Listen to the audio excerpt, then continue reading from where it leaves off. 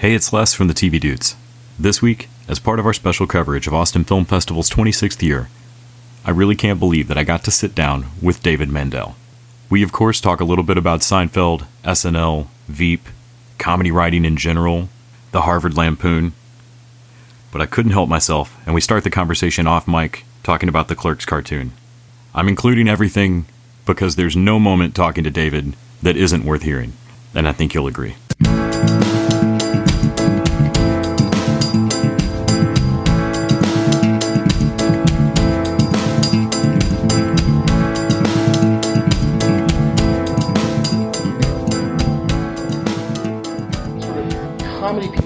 Who aren't necessarily Kevin Smith people also find it and really dig it. Because I thought we were doing, I mean, we can talk about this some other time, but I thought we were doing, some really, I will stand behind second episode clip show to the day I die. That's exactly what I was about to bring up. It's fantastic.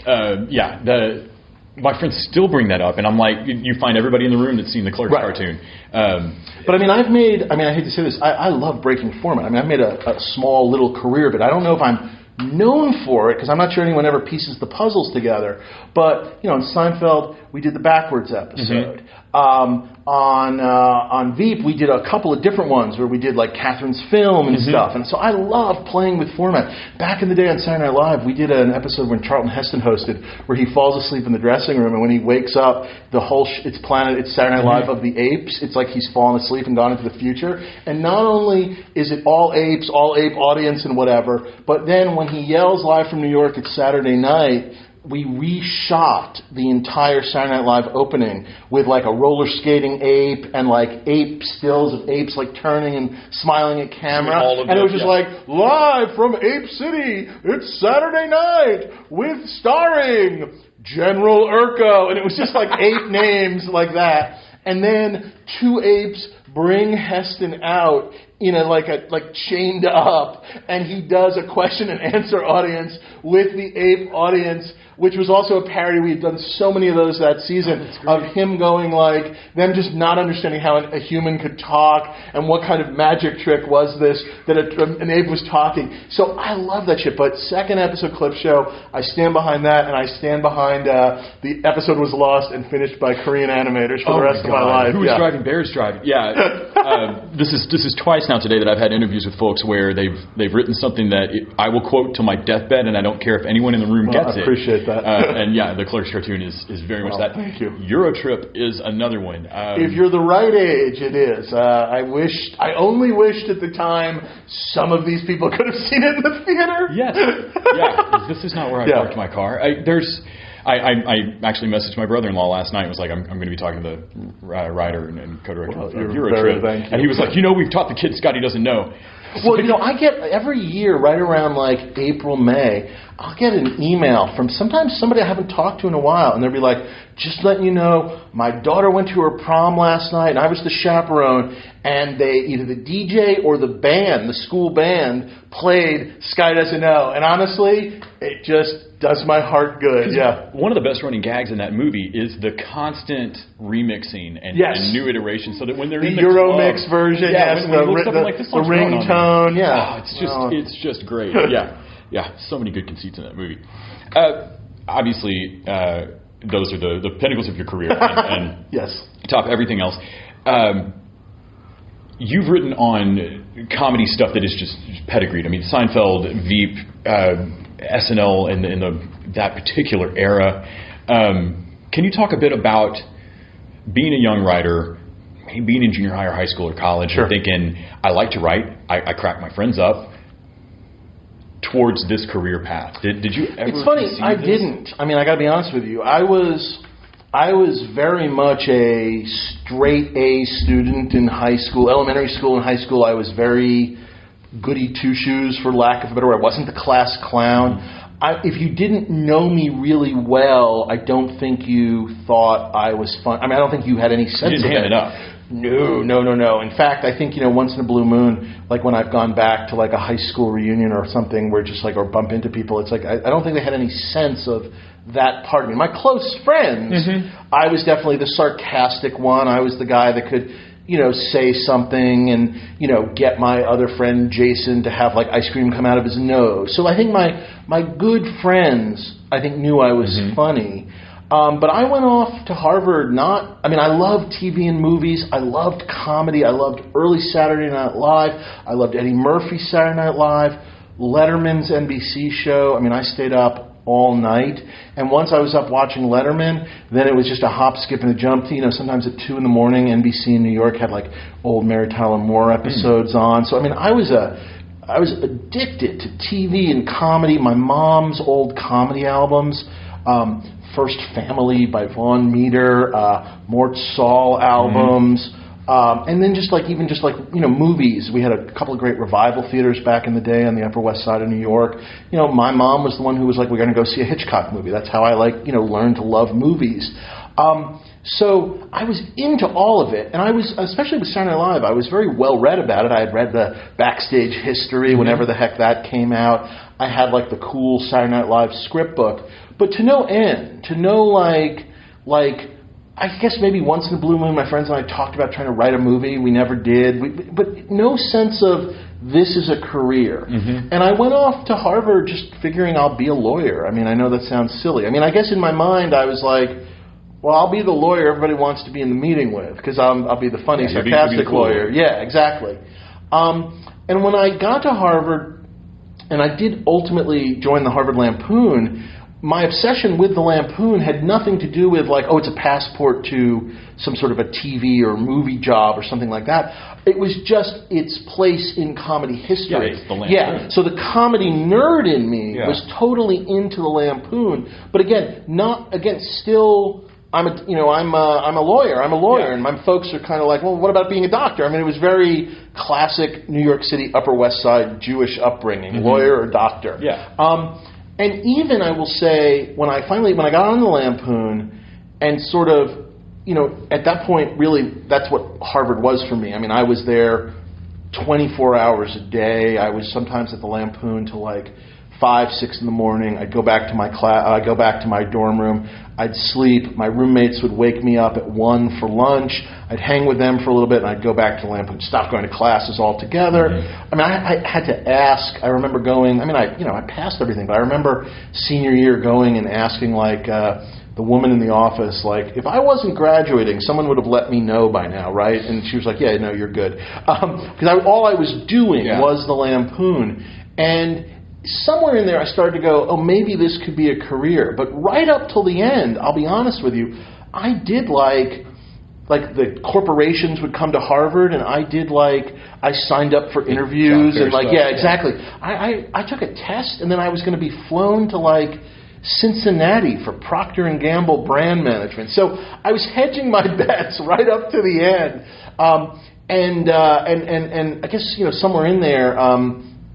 In the spring of my senior year, I got the call that they wanted me to go work at Comedy Central. The Lampoon had done a Comedy Central project called MTV Give Me Back My Life. And it's awful. It's really terrible. But I learned a tremendous amount doing it. And among the people I got to work with was Al Franken and another guy named Billy Kimball. And then they were doing this Indecision 92, which was Al's coverage of the comedy coverage of the Democratic and Republican conventions in the summer of 92. And they called me in that spring and offered me a job as a writer on it. And I graduated on a Friday. I started work at Comedy Central that Monday. And so, it sounds silly to say now as a grown man, but I never gave my parents, because I started working, like I said, a day later. My parents were never that like, hey, maybe you should give this up and find a real job. And I've always said I don't know what I would have done. I had a passion for it at that point, but I don't know, you know what I mean? Because I was pretty straight-laced. I still am. But went there and then was sort of off to the races. But it was not a real master plan. I interviewed, believe it or not, with Disney Strategic Planning at some point, with zero economics on my transcript. And I remember just asking them a lot of like movie questions, which did not endear me to the Disney Strategic Planning people. So it's one of those things like it was on my mind, but I guess I just didn't know how you did it. That's the honest answer. Was it the work at the Lampoon, you think, that that changed it from we should write a movie someday, but we don't, to sit your butt down and write it? I mean, the Lampoon definitely had this sort of like, do it, put it out. You know what I mean? And you could, the magazine obviously came out sort of somewhat semi-regularly, but we were also constantly doing stuff. Like I remember Spike Lee was going to teach a class, and he was going to teach a class at Harvard, but they were limiting it to like 9 people, and the whole campus was in an uproar. Why is this man coming, and none of us can be in it, but 9 people? So the compromise was that the opening lecture of the class would be held in like the giantest auditorium at the school, and then he would select the 9 people and anyone could apply. So, I remember at like 2 a.m. the night before, us all sitting down and writing a fake syllabus, and just, all you needed to do was Xerox it and then handing it out. But it was that thing of like, get an idea, write it, do it, just hand it to people. And that was part of it. I think a lot of it, people always go like, oh, the Lampoon. And what I think people don't understand, and I recommend, I guess what I always say to people is, look, I was lucky enough to have the Lampoon. For lack of a better word, make your own Lampoon. Because to me, the value of the Lampoon was 3 things. One, it was just not forcing you to, but you wrote. So, that sort of 10,000 hours thing. So get yourself into some situation, whether you're forming a sketch group or you're taking UCB classes or whatever it is, that you just start getting in the habit of writing. So that's number 1. And by the way, it sounds weird, but at that age, a lot of people aren't doing that. Yes. Number 2, there was definitely, because you're with a group of people, there's a sort of an alpha dog competition to sort of like strive to be funnier and the funniest, if that's possible.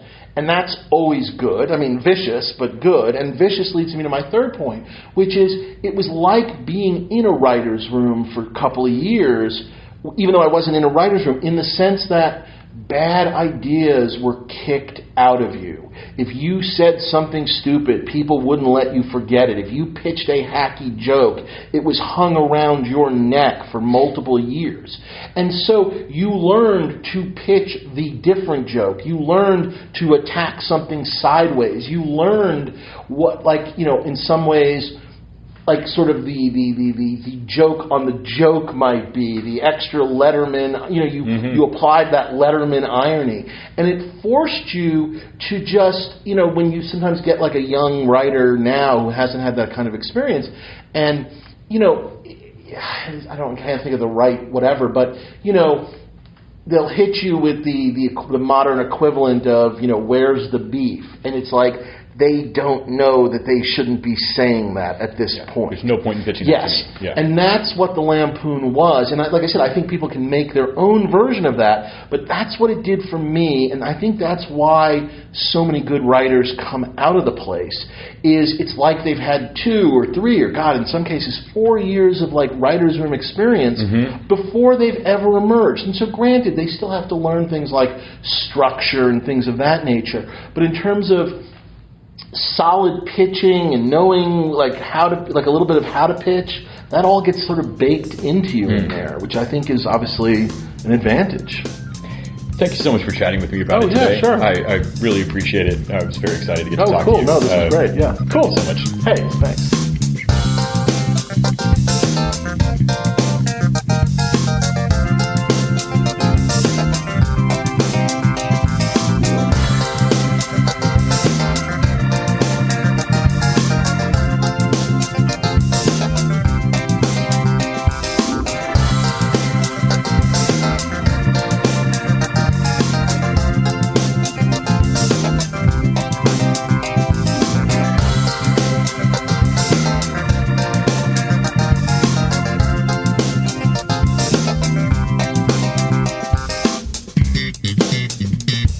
The TV Dudes is an independently run podcast and a member of the Electric Sweater Podcast Network. We are exclusively listener-supported. If you'd like to help us out, go to patreon.com/TVDudes. You can like us on Facebook and Twitter at TV Dudes. All the music for our show is by our friend and original TV dude, Gregory J. Amani Smith. To find out more about us, go to thetvdudes.com and electricsweater.com. I'm Grant Davis. Thanks for listening.